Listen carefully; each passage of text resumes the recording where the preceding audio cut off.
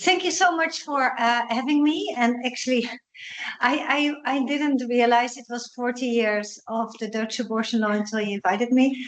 And so I have been part in this for 25 years now. So I'm longer in the abortion rights world than since it's been, well, it's not legalized in the Netherlands. It's still a criminal offense.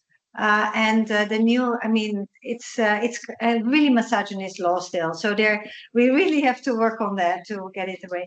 So, but I thought that what can I do here that kind of also reflect this history. And so what I want to talk about is I will talk a little bit about abortion around the world, how it was 10 years ago, how it's now. I want to do a couple of case studies. So where we can really see the trajectory towards the legalization. And I use Ireland because we have been working there since the beginning. A little bit about the Netherlands, but only a little bit. And I will talk about the United States because actually it's a country where there's a lot of change now and also where we are very involved and where there's lots of changes. And I will discuss a little bit our latest work, which is research on the use of mifepristone as a contraceptive. So if we look at the abortion laws 10 years ago, we see actually that there's a north-south difference. This doesn't mean actually that abortion is really available. This is just reflecting the laws, which is something really different. Because, for example, even in a country like the Netherlands, where abortion is free for Dutch women, undocumented women or foreign students, as the clinic still asks them to pay, and that's 500 euros, which is for an illegal cleaning lady here, of course, impossible to pay. So there's always obstacles to care when it's organized in a certain way, where there are gatekeepers, and the gatekeepers in the Netherlands are the clinics now, or the doctors, which is also a gatekeeper. But in other countries, for example, where abortion might be available in the pharmacies, it is the pharmacy that's the gatekeeper. So it's never, I mean, in the end, I think what we are trying to work towards is a world where there's abortion available without gatekeepers. But here what you see, for example, in this picture is where Ireland is still red. But also if you look at South Korea, Thailand, let me see, Argentina, Uruguay, Colombia, Mexico, these are all still red in this picture. So this is 10 years ago, and this is now. So here you see the changing reality within a year. And you see actually more countries turn blue than red. But there are some changes. So in Ireland, it's now legal, and I will tell a lot about that. In Argentina, Colombia, but also in a lot of African countries, it has become less restrictive. The United States is an outlier where it has become different per state. And in Europe, actually, there's only 2 or 3 countries left where abortion is illegal. That's Malta, which is the strictest abortion law in Europe, and Poland, where abortion is only allowed on because of the health for the woman. So our story with Women on Wave starts actually with the abortion pill. When we started working, it became just available in the Netherlands. It was registered in the Netherlands in 2001, but and before that time, it was only surgical abortions that were available. And that is how I was trained. I was trained as an abortion provider, and I was trained to do surgical abortions. But actually, the medication abortion has been around since a long time already. So in 1969, the first medical abortion was done in Sweden. And this was published widely. It was on the front page news of the Time, the Lancet, everywhere it was known. And this was with an active ingredient, a prostaglandin, it's called. And this prostaglandin they found that it's available in coral. That coral in the Mexican Gulf was producing prostaglandins as well. And that was the component that was used in making the first the first medication that really induced abortion, which is misoprostol, Cytotec. But because abortion was almost illegal everywhere, they registered it for another indication. And the indication was to protect the stomach against the use of a painkiller, diclofenac. And so this misoprostol became available almost everywhere around the world. And that is where the first medical abortions that were illegal were taking place because doctors were prescribing it, or it was available over the counter and then women started using it. Until the anti-abortion groups pushed for it to take it off the market, like it happened, for example, in Brazil. Then the second tablet, mifepristone, was discovered in the beginning of the 1980s. So that is also for more than 45 years ago. And it was discovered in France. But it was by itself, it was never effective enough. It didn't work well enough. And then the same researchers in Sweden that had discovered and worked, that did the first medication abortion, they decided to combine it with the misoprostol. And that is how the current use of the medical abortion was researched and became available. Because an abortion pill, now you need normally 2 tablets. One is mifepristone and the other is misoprostol. You can forget about it. So that is where, and it was available first in France and in Sweden and in China and in the UK. And then there was a more worldwide registration for the mifepristone. So the second tablet that was developed in France in 2001. And that was the same time when in 1999 Women on Waves was founded. But our first campaigns were in 2001. So we immediately started working with the abortion pill. So Women on Waves was actually, this was a consequence. I was trained as an abortion provider, and I had been sailing for Greenpeace, and I became in love with the captain, and that's how this whole idea started. And then the captain disappeared, but the campaign stuck. And again, I'm standing, but also I'm standing on the shoulders of the feminist movement in the Netherlands. And I think it's really important to always recognize that. And I wasn't aware of that when I started because I was just a medical student and I was not aware of the whole fight for abortion rights because it was not part of my youth. I wasn't trained in that. It's not part of our academic training at the time. But when I started it, then of course people were, telling you have to talk with this person, this person, this person. There's some people here in the audience as well, Elaine, for example. And then I found out that there's actually really the abortion rights movement in the Netherlands was really advanced and very much ahead of its time in the 1960s, 70s. And they helped mobilize the funding.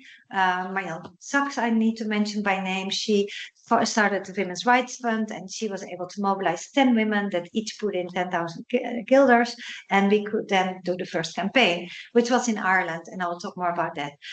And from there on, there was lobbying because the government didn't want us to do it. And, there was like, they didn't want to give permission, they want to stop it. Well, and then you start this whole network that had been there before starts moving.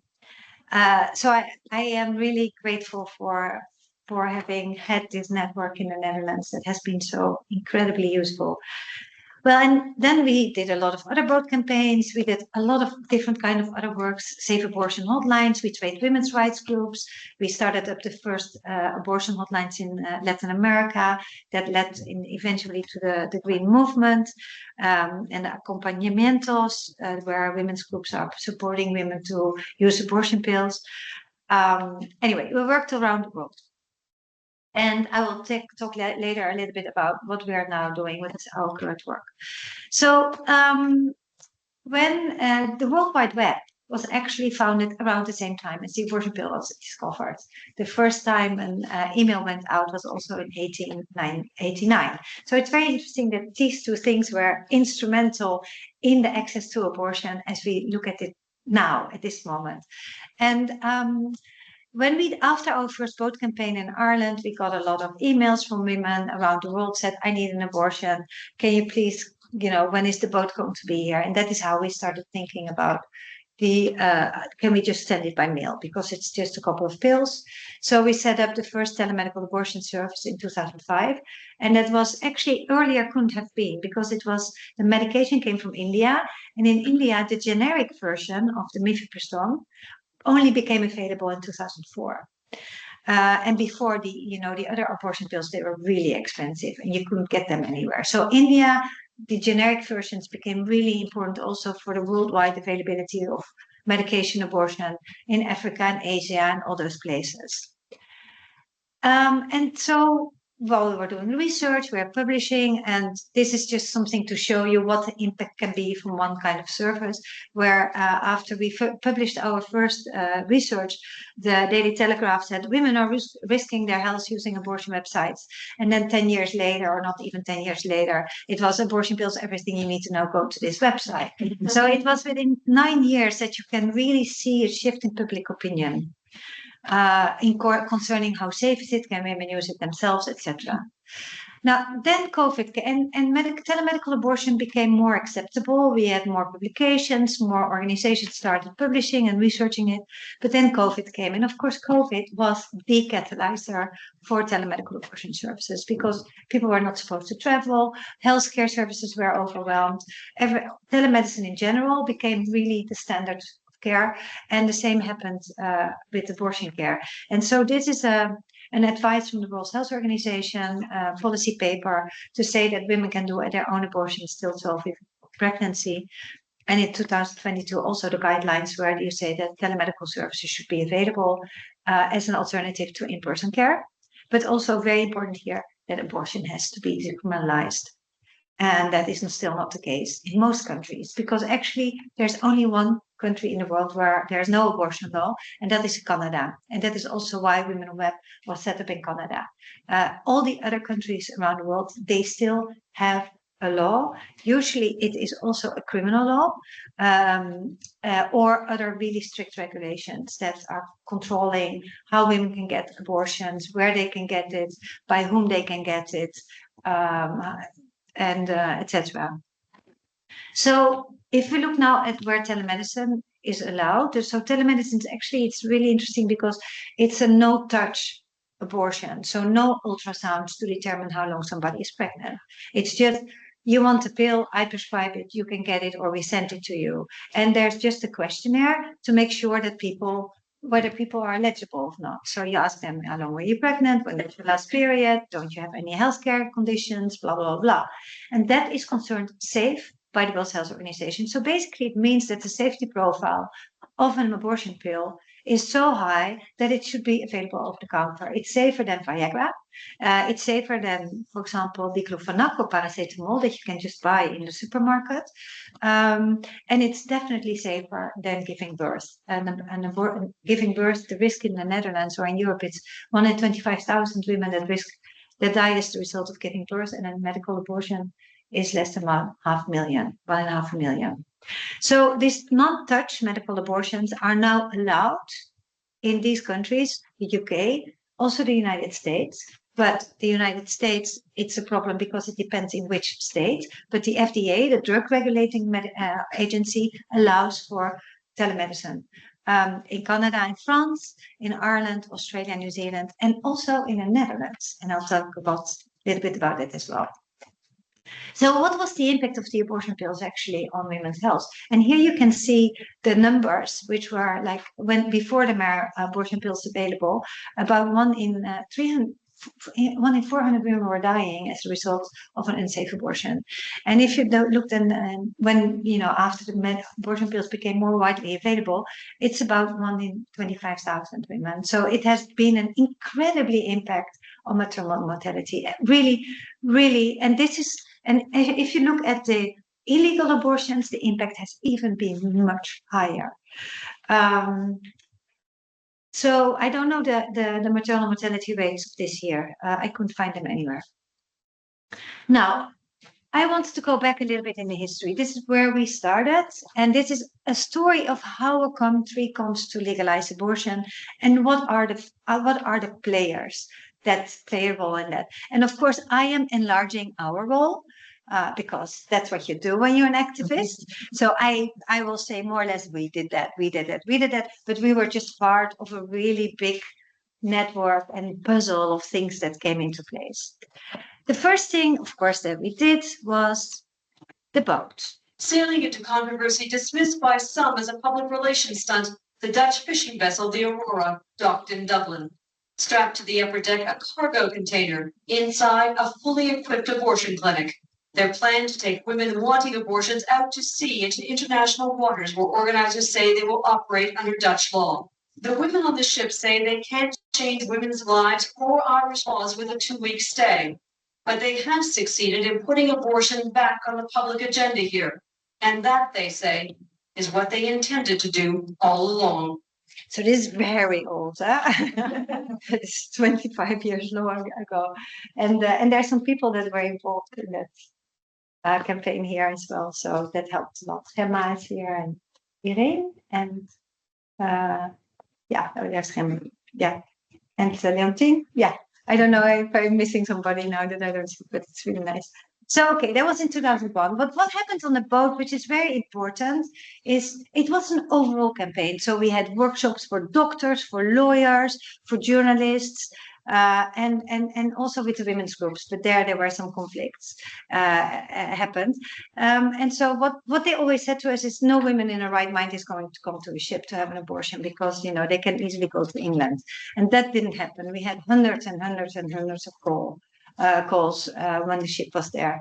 But the groups that were founded on the boat, the Doctors for Choice, for example, they were really instrumental later in the legalization of abortion, the campaigns for that. And these are people that we're also still in touch with. So a little bit after about a year after the vote, there was a referendum that tried to restrict abortion even further. And they wanted to make sure that women could not get an abortion for healthcare reasons or for psychological reasons. And this referendum only just was rejected. It was with a narrow, it was only 2% difference. And what we think is that the abortion vote might have helped to prevent the abortion law even becoming more restricted. So activities, what I want to say with that, action, campaigns are also sometimes important to stop going backwards. It's not only to go forwards or to achieve a goal where you want to go, but it can also help stop the anti-abortion groups from progressing. Now, and then we started Women on Web in 2005. We started sending abortion pills to Ireland, and then the Irish Customs found out because of our public publication, scientific publication, and the awareness that we gave, and then they stopped the abortion pills coming into Ireland. So the customs, they were able to stop all the pills. Then what we did, we started sending the abortion pills to Northern Ireland, so that women could take the train to from Dublin to Belfast, which is a 2-hour train drive to pick up the pills. And then what happened is that this was really a shock. This was really this changed the reality in Ireland really much. There was a woman, Savita, who died. She had a miscarriage. It was not an abortion, it was a miscarriage, but the doctors didn't want to help her end the pregnancy, even though she was developing sepsis, because they say there was still a fetal heartbeat. So her life was in danger and she didn't get care. So then the Irish, under the public pressure, they adopted another law. And they said that abortion will become legal when the woman's health and her life is at risk. So that was a year later. But, that didn't help the majority of the women. And in the meantime, Women on Web was sending pills and pills and pills and lots of pills and more pills. And then there was a new member in the parliament that came in, Ruth Koppinger, and she was for the Workers' Party. And her thing was, I'm going to make sure abortion becomes legal. And that she reached out to us and she wanted to do actions. So they designed a campaign that's called the Abortion Pill Train to Belfast. And actually what's interesting, that was also an historical campaign where women before from Ireland went to get contraceptives in Belfast, because Belfast is still UK law and Ireland is different. So they went to get the pill and condoms and things like that. So they went to get the pills. But what's also important, she took the pill as a politician, she took the pill in front of the media. So there were all these pictures of a politician swallowing the pill, which immediately undermined the anti-abortion groups' claim that the abortion pill is dangerous, because that is how they tried to stop the abortion pills. When you have a politician swallowing an abortion pill, it takes away this idea that it's dangerous. So there were really very important symbolic moments.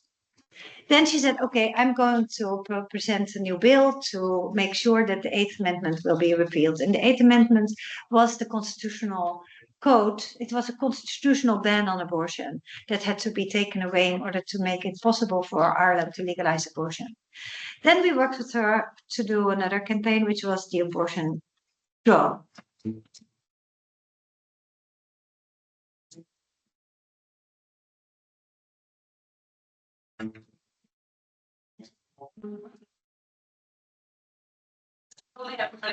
The state that now in the right to choose and criminalise them was totally safe as human rights.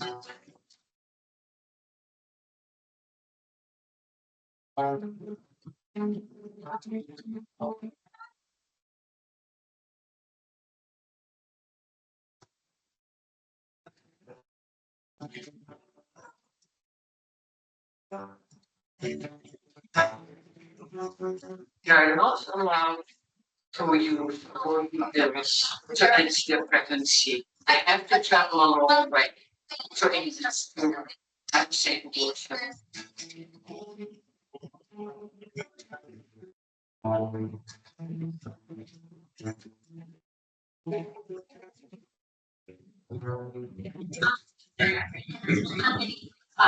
Not being ready to prosecute for access to basic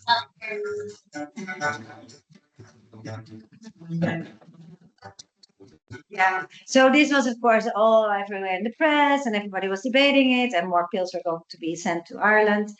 And then just a month later, the government decided that there should be a citizen assembly, and that was a group of 100 people that were randomly chosen to advise the government on whether they should make abortion legal, of what should happen with abortion, and we were very critical of that.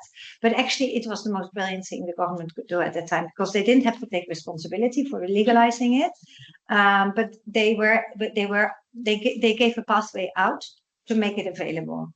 And so we worked together with Ruth Koppinger and with the University of Texas, and we said, okay, now this is the moment that we have to publish all our data.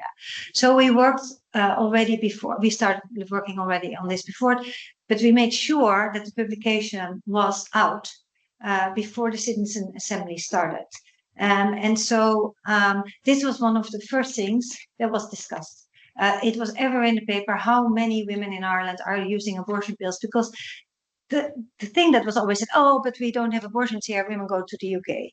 And then this was the first presentation about how many women in Ireland had been using the abortion pill. So this is what you showed. Traveling to the UK went down, abortion pills went up. And then the Citizen Assembly, they came to the conclusion that abortion should be totally legalized. And this was not the idea of the government at the time. They didn't think that far ahead as well. But they realized that if they're not doing that, then there will still be abortion pills being sent, and that won't stop. So, and the interesting thing is, nobody in the government at that time was supporting the totally legalizing abortion. All of them were against. And then slowly by slowly, they started turning their position. And one of the reasons was women buying illegally abortion pills. We have to protect our women. They are running a risk by using abortion pills illegally. So the only way we can protect them is to make it legal here. That became then the soundbite. But who cares?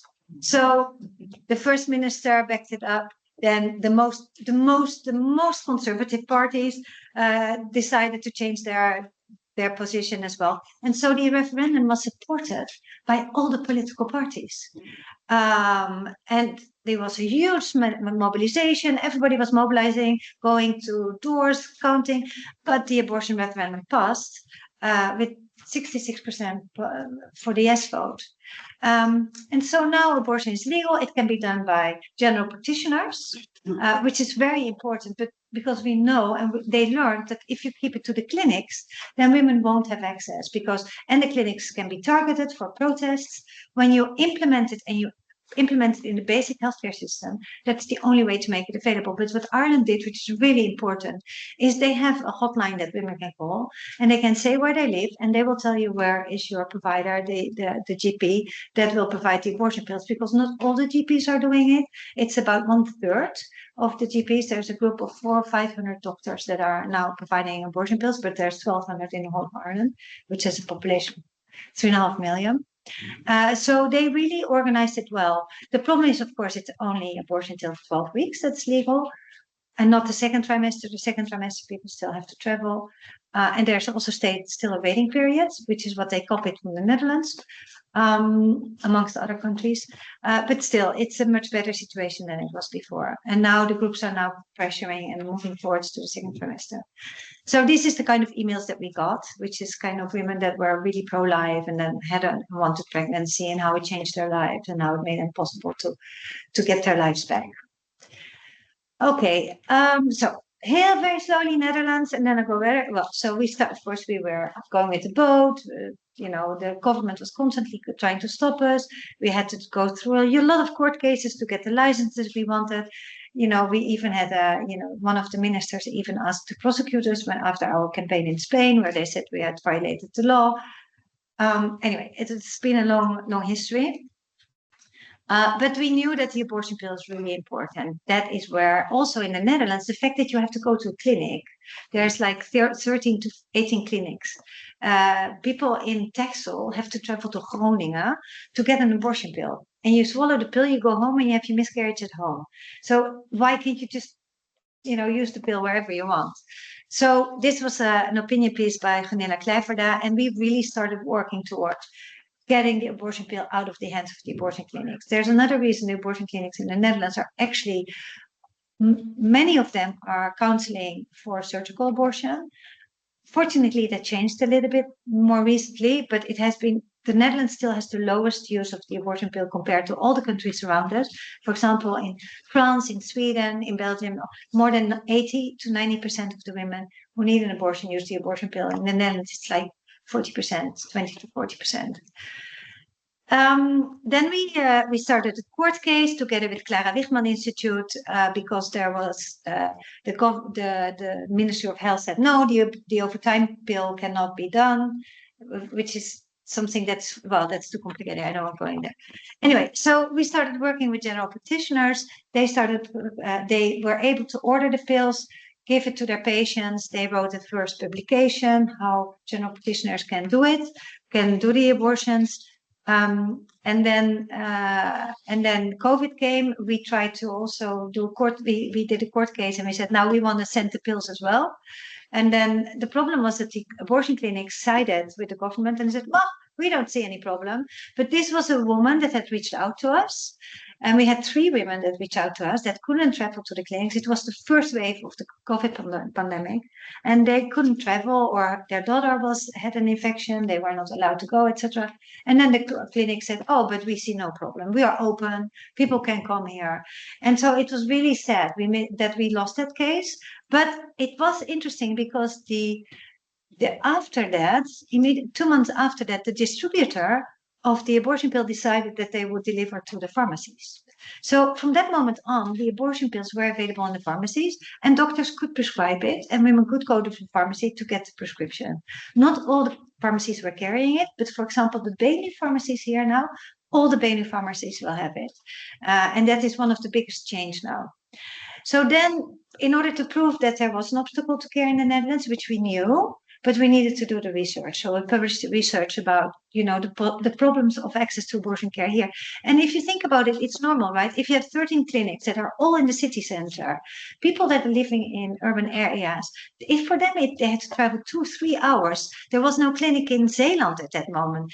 The closest abortion clinic was Rotterdam.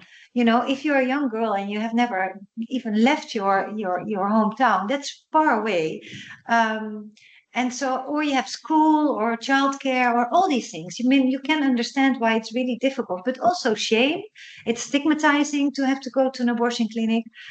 And this is, for example, an example of a woman who was a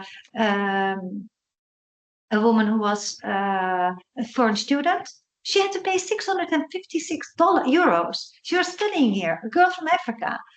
Anyway, so with a lot of lobby work with a group of general practitioners, but also the women's rights movement, like everybody was involved, we were able to, and the Green Left Party was very, very active. The GPs, general practitioners, are now allowed to prescribe. But the thing is, We started it 15 years ago, and now everything is already different. Midwives should be able to provide it. Nurses should be able to provide it. Actually, you should just be able to go to the drugstore to buy it, like you can buy LR1. And by the way, for the people that don't know it yet, LR1 is exactly the same as mifepristone. If you take 2 LR1 tablets, it will work the same way as 1 mifepristone tablet. And you can just go to the pharmacy, to the Kruidvat to buy it there. You still need the misoprostol, which is still on prescription, but still, I think this is really important information to have. Now, the law, of course, it was already accepted 3 years ago, 3 fucking years ago, and it's only taking effect in the 1st of January. And I mean, it's like, what is so hard, huh? But it will be much cheaper. It will be much better. Like, I mean, there's 12,000 or 15,000 GPs in the Netherlands. Even if only 1/3 will do it, and we have 500 GPs that will do it, compared to 13 abortion clinics, can you imagine what that means in terms of access? So we are going to train now the GPs in Leeuwarden soon, and I hope it will fly off. And then we can move towards getting midwives, nurses, that they can also provide it. Okay, so now actually the Dutch government also allowed telemedicine. So I do sometimes now prescribe for somebody in Maastricht. I have a little app. I send it to the Benu pharmacy and they just fill it in. So that is also something that we should explore much more. More general practitioners should do it. More clinics should do this. I mean, this is something that is also very important, that people don't have to travel. There's still one of the biggest obstacles here is really, it's still in the criminal code. And you know what? It's really, really a pain in the asshole code. It's extremely paternalistic. It's about the right of the unborn child versus the right of the woman. This has no place at this time anymore. But unfortunately, the political parties that are now there, they won't move. So there was a citizens assembly that had a lot of votes, and they was just saying, oh, even the VVD, no, we shouldn't decriminalize because it will, cause harm, whatever. Okay, so I don't know how much time I still have. I think maybe 10 minutes. 10 minutes. Okay, so aid access, US, really quickly. So I started up 2018. It's also a Women on Wave supported campaign. It's just providing telemedicine to the US. I got a letter from the FDA that I had to stop.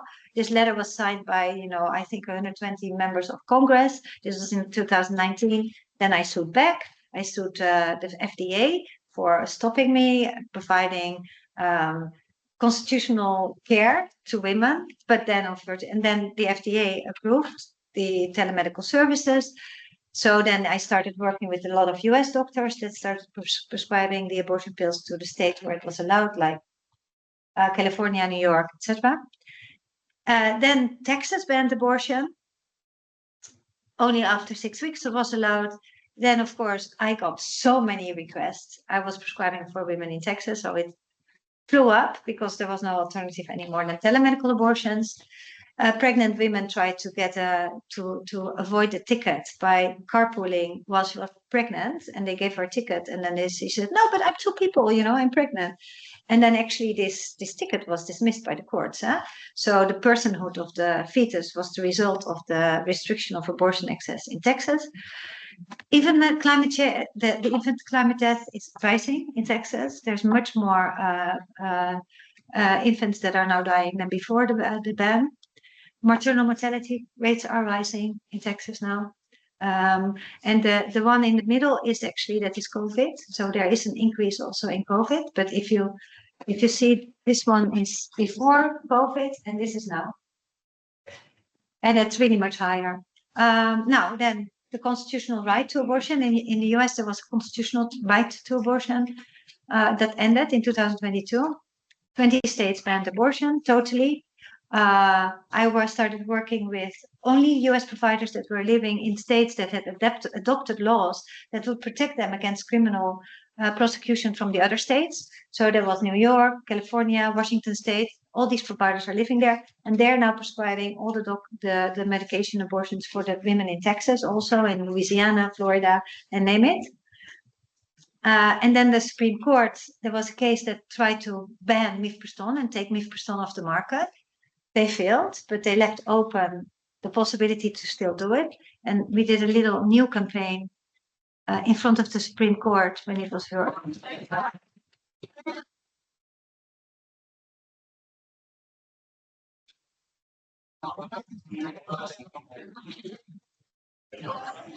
So this was a little robot that was steered by one of the doctors in New York. Because it was just to show that it doesn't matter what you do, even if you ban the mill, that we will still do something. We'll have robots driving around delivering abortion pills. The telemedical abortion services are now doing 20% of the abortions in all of the US, and about 90% of the abortions in the banned states. So we are really we are now the biggest abortion provider in the US. I would never have thought that would happen, but it happened. Then, of course, I got a letter from the general attorney of Arkansas that we should stop. And I have now a whole legal team. And they write one letter with 2 sentences. Well, actually, if you want to do something, you will have to ask the Dutch courts. But the elections are coming. So it will really be important who's going to win. As you understand, if Trump wins, it's shit. But also Kamala cannot make it much better, to be honest, because there's a very, very conservative Supreme Court that will win. Anyway, so now I will go really quickly to what we're doing now, which is the research part where we go. This is our path towards making sure that women can get mifepristone over the counter in any drugstore. With the research with Ella1, etc. Now that when we started it and we found out how similar Ella1 is, it was like, why are we making such a big hassle about it? But actually, then we got convinced that it's really important that there will be a new contraceptive. Mifepristone works very well as an emergency contraceptive. It's similar to Ella1. It's the most effective emergency contraceptive that is there. It's about almost 100%. But also, if you look at the current situation with contraceptives, there hasn't been a really new contraceptive invented in 60 years, since the combined hormonal contraceptives, because all the other ones, the pills, the strips, the plasters, the rings, it's all the same hormones, a little bit different, but basically the same hormones. And so mifepristone, and that causes the side effects, a lot of side effects that women are suffering from. We found our own research, but also Organon, that 4 in 10 women using the pill are wanting to stop. They want to change.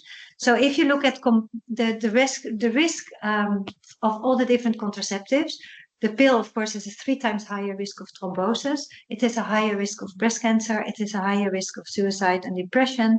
It has a higher risk of weight gain. The IUD has a higher risk of ectopic pregnancy. And all this is not the case with mifepristone. On the contrary, mifepristone will probably be protected against breast cancer. That is what the latest in vitro and in vivo research shows. The way it works, it's stopping the ovulation, but it's also changing the endometrium, so that when there's a fertilized egg, it cannot implant.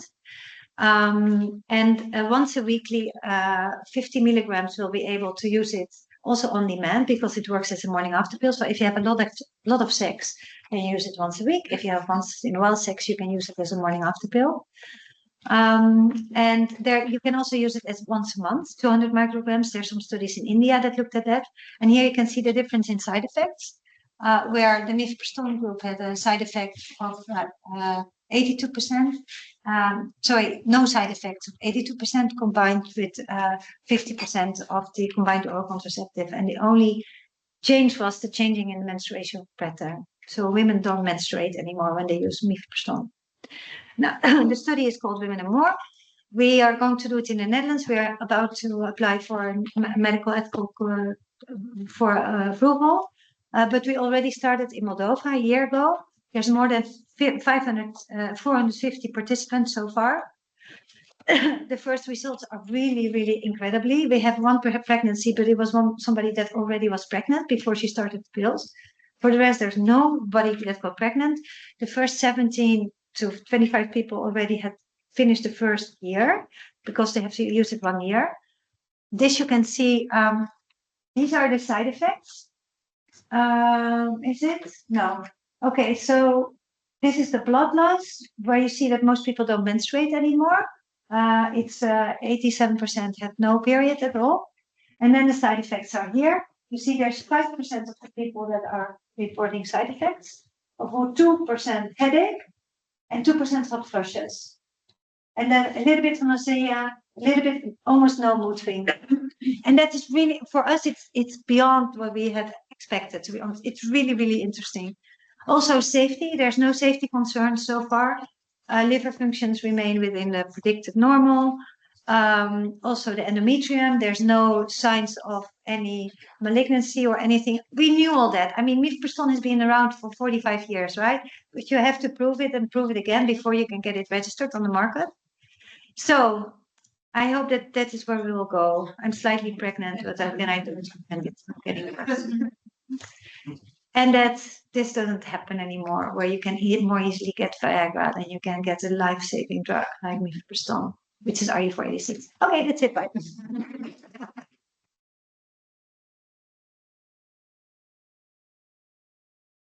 Yeah, I think we'll take questions afterwards Yeah. because we Yeah, I was too long. I sorry. We're not on you, we're just in time. Okay, great. So much. Okay, Trudy, I'm just going to put up your slides and I start. Yes, and you're ready to go.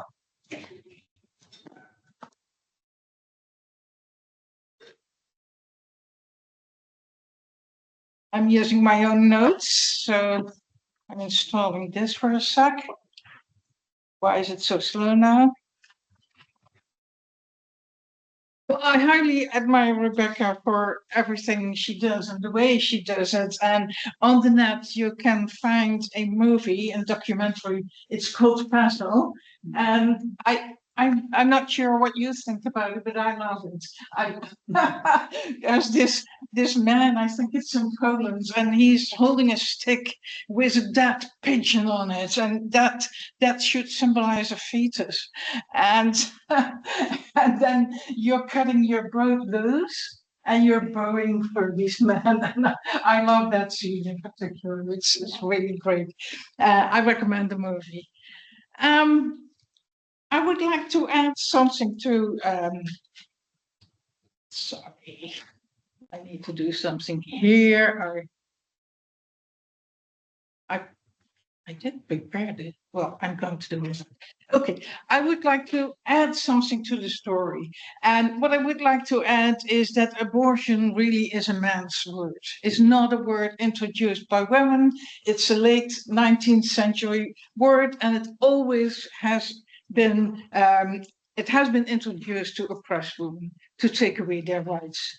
And maybe we should change the meaning of the word, or we should start to avoid it. So there are histories of abortion that describe that women have been trying to defertilize themselves from the ancient times. And they had herbs, they had copper, they had mechanical means that could work. They have been tested later on and they work, but they also were dangerous because there was no scientific system to find out which amount of herbs was safe. These histories, they are informative, but they are also, they use the word abortion, whereas abortion hasn't existed since ancient times. That's what I'm going to talk about. But they are useful mostly because they make us aware about how extremely important it always has been for women to not being obliged after fertilization to carry a child, to raise a child, to give birth to a child, because being pregnant and giving birth is hard labor, and hard labor is people only want to do that if there is something in it for themselves, and not if they have to do it for somebody else. If they have to do it without a reward for themselves, then we call that slavery, except in the case of pregnancy. And I would like to show you a short clip. This is Dina Zerlitz. She's an American from Alabama, and she was interviewed after Roe versus Wade was overturned recently. She's a special case. She was pregnant from a rape, and the baby to be born was severely handicapped as well. But that to her is not the most relevant issue. What she wants to bring across is that obligatory pregnancy is a terrible thing if you have to go through that. And she expresses herself so very well. Watch her cheeks. The cheeks become redder and redder, but I love her for that, for being so intense and expressing so very well what actually is at stake. Here we go. Whenever I was told that I was pregnant from my rape and that there was going to be no reprieve in sight from that, it felt like being invaded all over again. It felt like having choices and the desires of another person thrust upon me that I have no control over and no agency in. Whenever I Oh, sorry, I have to go back.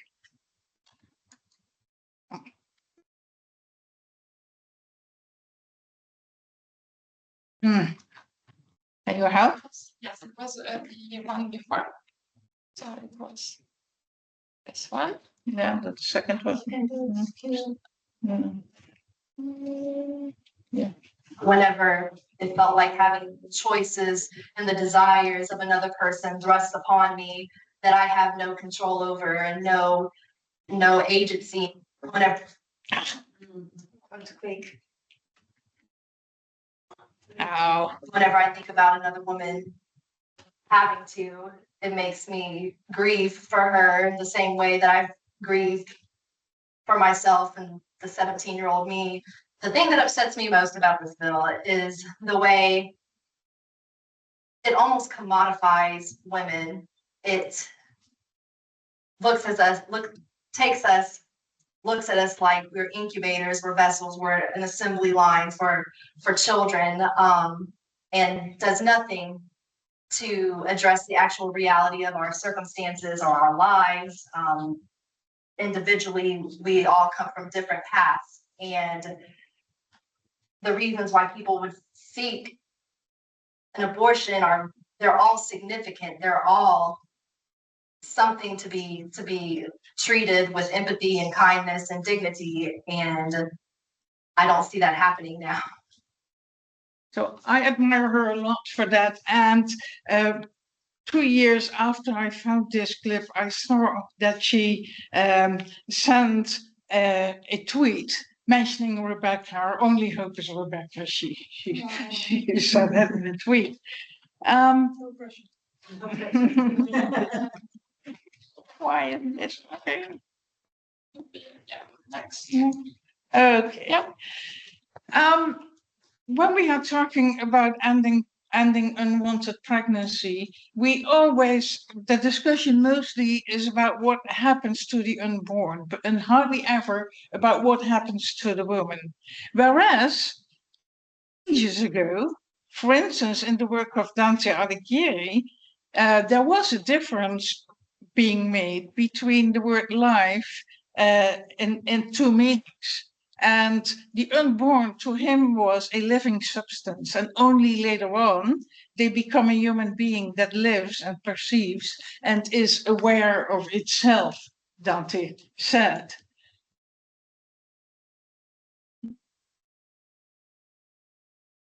As stated differently, there is a distinction between life as in being alive versus life as in having a life. And later philosophers introduced the two expressions to make the distinction of Zoe and bios. So Zoe is being alive, and bios is having a life.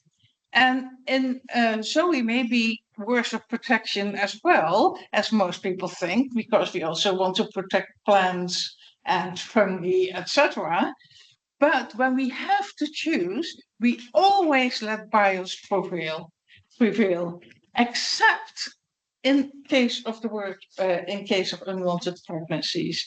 Now, in pro-life, the word life only refers to what is alive, so to Zoe.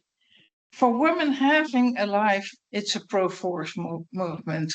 And I think we often are not aware of that pro-life in the expression pro-life actually is a pro-force movement. Stop abortion now actually is force them to carry and deliver now. I think we should be more aware of that. And these kind of books, although valuable, are quite anachronistic because they use the word abortion for times when it didn't exist, and it's not a neutral word. Sometimes anachronisms are innocent, but in this case, they are not innocent. Every country now has its newspapers. Many countries have that. You can search them on the net. And I did it with the Dutch website Delver. It covers Dutch language newspapers from 1680 to 2000. And I searched it with the word abortion. I got over 77,000 hits for this period. But now look at how these hits are divided over these 4 ages. Here's the graph. What is going on here? The word wasn't introduced before the 1850s, 60s. Well, what is going on? This was an important question to me. In the older days, in the older times, for instance, Johan van Beverwijk in 1636 had learned some tricks from women and spread these tricks in their books. For instance, van Beverwijk wrote, mugwort evokes menstruation, but and put in underneath, it drives every excess out of the womb. No abortion, but evoking menstruation. The first penal law forbidding ending pregnancies, unwanted pregnancies, dates back in this country and Belgium, including Belgium, from 1811. That was the Code Penal by Napoleon. And it used the expression, het doen misvallen van een vrouw, cause a woman to fall badly. So how was the word abortion first introduced in the 1850s? It stems from agriculture. In these graphs on the Delphi website, you can click in the graph and then it turns to the actual articles in which the word was used. And hence it's very easy to see it stemmed from agriculture. Journal of Agriculture's fetus rejections in cows. And that was called abortion. And of course, cows shouldn't reject their calves because the farmers wanted the calves. The word abortion in this meaning was transferred to medical literature about women, human women. There was a big discussion going on at the time. You can also search books on Delver, in which the expression was used of dispositio abortivo. That's the inclination to end the pregnancy or to reject the fetus. And they were discussing the kind of women that should be screened for that. These were the women, the black-haired women. These were the red-haired women. These were the women who liked sex. These were the women who didn't like sex. These were, you name it. In the end, it were all women inclined to reject their fetus. And they designed treatments for that. And the treatments were extremely cruel. I hesitated to describe them in my book because I thought people don't want to read my book if I describe this. But nevertheless, I included these treatments in the book. The most soft one was staying in your bed for 9 months in order to protect the fetus from getting lost. Only later on, doctors became aware that if there will be a miscarriage, then there's something wrong. with the fetus or the embryo. But at the time, the women were treated. So this was not about unwanted pregnancies. A new law, the post-Napoleonic criminal law of 1886, repeated Napoleon's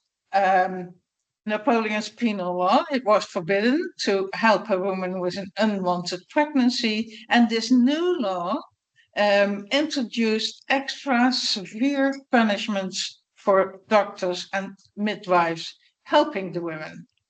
And that's how the expression abortus provocatus, provoked abortion, was first introduced into Dutch language. That wasn't about unwanted pregnancies either. It was about pregnancies that were supposed to yield a child. So it was, if you can speak of wanted and unwanted pregnancies in relation to these times, but it was in relation to women who had a medical problem and a wanted pregnancy. It was introduced by the authoritative gynecologist Hector Tribe. The problem was with the law forbidding to help the women. The problem was that sometimes the birth canal was obstructed, or a woman was having a miscarriage because she was ill and she needed help from a doctor, but the doctor wasn't allowed to provide this help because the law forbid this. This was in the criminal law. And formally, doctors discussed this as a manual operation or a kunstgreep. I translated that as maneuver. And of course, they felt extremely sorry about that. It was a rough thing to do, as you can see from these pictures as well. It was a rough thing to do, but the cesarean section wasn't safe yet, so they had to do it. Now, the law forbid them to do it. And Hector Tribe therefore introduced the new name of abortus provocatus. Why a Latin name? Because he had to defend this for the church as well. And the church, the Catholic Church in particular, liked to speak Latin in serious matters. So that's why Tribe introduced abortus provocatus. Time-wise, we are here now around 1900, and there was a lot of discussion in the newspapers about abortus provocatus, but not that the expression didn't refer to what we call abortus provocatus. Subsequently, the very same Hector Tribe introduced the expression of criminal abortion or criminal abortus provocatus. In case of healthy women who are not ill and had an unwanted pregnancy. Why did he do this? Well, he had his fight with the church and with the politicians, and he wanted to establish his own profession. So he wanted to make a distinction between what doctors can do and should only be allowed to do and other people. He admitted that midwives could do it in a safe way because midwives knew about infection prevention. But for political reasons, he called all other kinds of abortus provocatus a criminal abortus provocatus. From this time on, what we now call abortion became a medical ethical issue, as it is often called in Dutch. They classified it as a medical ethical issue and only a thing for doctors. Tribe could be pretty mean. He also testified against women who use do-it-yourself methods, not only professional aborteurs, but also women who use self-help methods. And he, for instance, is famous for advising the Amsterdam Hortus Botanicus, the botanical garden, to replace its Juniperus virginica, which is a plant, away from the past and put it in the back of the botanical garden because it was devoured by gravidae with a lust for abortion. So that pictures the man a bit. He is pictured as such a women-loving man, but he could be pretty mean as well. So we are here now, the introduction of abortus provocatus criminalis. And next, what happened? Trump didn't mean to do so, but he inadvertently helped the new Catholic Minister of Justice, Robert Legault, to get the man's new moral law accepted in 1911. And that law stated that sex was only allowed in the service of procreation. At the time, condoms even were forbidden in case of venereal diseases, when the man had a venereal disease, and that would yield, as they call it, degenerative offspring, then the condom still was forbidden. So the consequence was that help with undoing a pregnancy became more dangerous and more expensive than ever. And there was an upsurge in do-it-yourself means with the very dangerous neurotoxic parsley pills and with head pins that went straight through the belly into the womb and into the fetus. And that was a big upsurge. Now here we had this, the period of the abortus provocatus criminalis, but there always was this, as Rebecca also described, this cat and mouse game between lawmakers and women themselves. And in the 70s, Californian women actually designed the Del-M menstrual kit for evoking one's menstruation. That was being used in the Netherlands as well. And there were headlines in the newspapers that the Netherlands Society for Sexual Reform encouraged women to do this in its own buildings, to come over and to do menstruation regulation with the Del-M menstruation kit. There were pregnancy tests now from the beginning of the 20th century, but they advertently didn't use them. Why not? Because these tests needed a doctor and a lab assistant, and it also needed torturing an animal. So it wasn't that important to them whether or not a sperm cell had hit an egg cell. The importance was that you want to evoke your menstruation. So no pregnancy test. In the 1970s, a new pregnancy test was designed by Margaret Crane. She was working in the cosmetics department. So this was an initiative of women themselves again. It's outside of the realm of doctors. So she invented this test. And because doctors always wanted to be the persons who have a say over women, they started to protest to also this pregnancy test. Here's the Netherlands Journal of Medicine.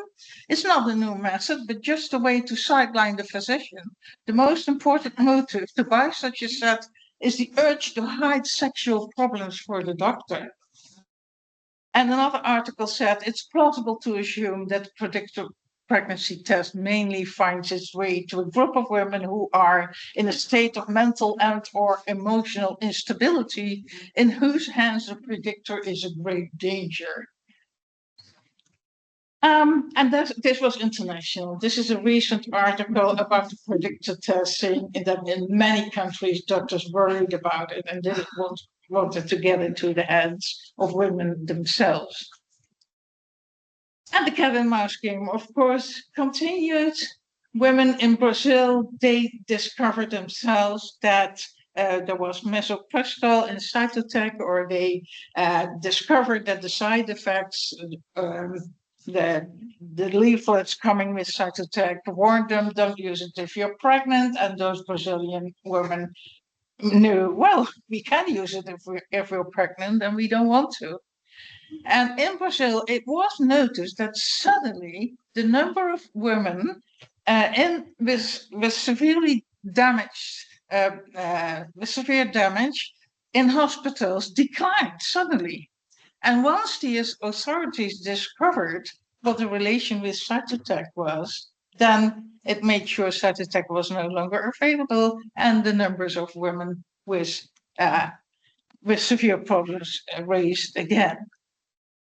Now we are here in this period because, as Rebecca also described, this is the period of rising chemical abortions. The word came with these means. Not immediately. There were many newspapers at the time saying things like abortion problem likely to end thanks to wonder pill. So this was not an abortion pill in their view. Abortion problem solved in one stroke. New pill revolution in birth control. It wasn't an abortion pill in their view. But there also were Calvinist newspapers having definitely an abortion. This is an abortion too. Hence, this is why I'm saying abortion is not a neutral word. It implies crime and a medical ethical issue, and turns an individual act into a medical treatment. We again had a Catholic minister of justice, and our famous 1984 abortion law was not as advanced as many take it. Rebecca discussed this too. It wasn't, and he openly said we need it because we need to restrict abortion. That was what it was meant for. That's why abortion remained in the penal law.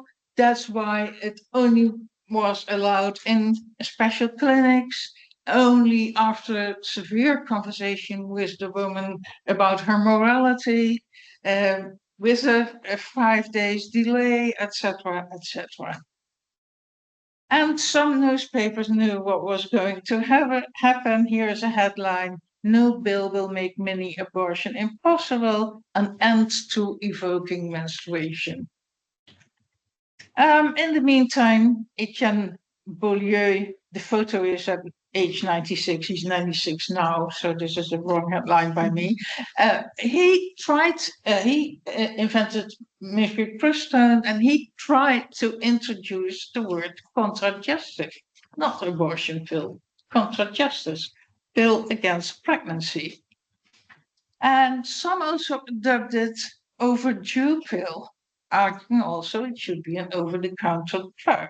This is 1984, Professor Haskell's in the Netherlands, overdue pill, not abortion pill. We are in the 1980s now. We women demand abortion out of the penal law. I adore them for doing this. It was great. They put so much energy in all these actions, but they adopted the word abortion, and I think it's a pity. They never should have done that, because it still causes problems because of its connotations with criminality and medical authority. March 13, 1981, women strike against the upcoming abortion law in the Netherlands with this famous demonstration, women lying on the dam in Amsterdam with blood on their pants. Meanwhile, visualization technology has strongly supported the image of pregnancy as a matter of two independent persons. Here is the text on the cover of this Life magazine. It says, "Image of baby's head in the womb is projected onto a screen by ultrasonic waves transmitting through water-filled bag." So the woman is a water-filled bag. That was actually the technique at the time. That was the same technique as It's my not her ultrasound. belly. It's not her belly. No, it's a water. It's Oh, that was because it's the water-filled bag. yeah, the Sorry. water-filled bag was needed because the technique stems Yeah. from studying ships, damage in ships. That was what it was arrived from, and the distance between a woman's belly and the apparatus is much smaller than in case of a ship. The ship is much deeper, so that's why they still needed the water bag. Yeah. But if you don't call a pregnancy a process a woman is going through, if you immediately start to speak about a baby in her body, then you split her only by the words you use into a woman, a person, and a child. It's the other person. And as to children, third parties always have a say over them too, and that's necessary. That's a good thing once they have been born. But if you already started to speak about a baby or a child when it's still in the woman's body, you separate the woman into two and you take away her own rights from her. So that's what the technology did. This was supported by the technology. And congratulations, baby's heart rate. Well, that again, this heart rate, this isn't a heart rate actually, because there is no heart. A heart usually is an organ in cardiology. A heart is an organ that can keep a body alive on itself. It doesn't need the heart of another person. So this also talking about heart rate is has come into life due technology, and it denies the existence of the woman and the need of her own heart. So technology did a lot along with the word abortion. Today, I speak of defertilizations, not abortions. In the Netherlands, 65% of them occur in the first 7 weeks. That's the 5th week after fertilization, and 85% in the first 12 weeks, that 10 weeks after fertilization. So that's and the organization, the issue of tissue, gives us other pictures of what is being removed than all these pictures of little babies that are being murdered or killed. We have a new pregnancy test now, and it can show that there is a fertilized egg even before a missed period. It is called a pregnancy test. So the test is changing the definition of pregnancy. In the old days, you weren't pregnant until what we now call the 4th month, because that was then the signs were clear. Now, since technology is advancing, I don't know, yeah, in a sense, it's advanced technology, the definition of what counts as a pregnancy is changing too. And this test, look at the colors, pink or blue. It already refers to a boy or a girl. You are pregnant now right after a sperm has hit an egg. And Clear Blue's evaluation test emphasizes this even more. This is the ovulation test. It already shows a baby. There's a baby on the ovulation test. So this turns the sperm cell actually into a holy thing. As soon as the sperm cell has hit the egg cell, there's a pregnancy. That reminded me of the very old days and of Nicholas Hartzucker, who argued that the little baby already is in the sperm cell. It's already there. It's a canonization. The Clear Blue test too is a canonization of the sperm cell. And I recently discovered that this essay de dioptrique has also been published in Dutch. And I end with an interesting quote by Nicholas Hartzucker about what is going on in a woman's womb. The woman to him was a kind of rented shack or landlady, unpleasant, but fortunately temporarily. And he wrote literally, in a woman, once put in a woman, many child grows until it puts its feet against the top of the womb to propel itself head forward out of its prison into the spacious air. So it's only temporary there. And I think this view is still reflected in many of our ways of speaking about young pregnancy.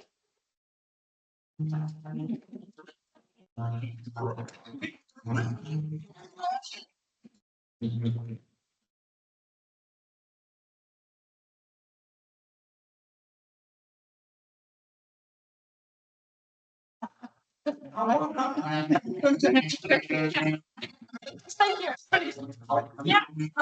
Come. So I think we have You know that Trump was playing this one, huh? This was the last meetings. He was playing this one. Yeah. You can look it up. so I think we To play. Ik kon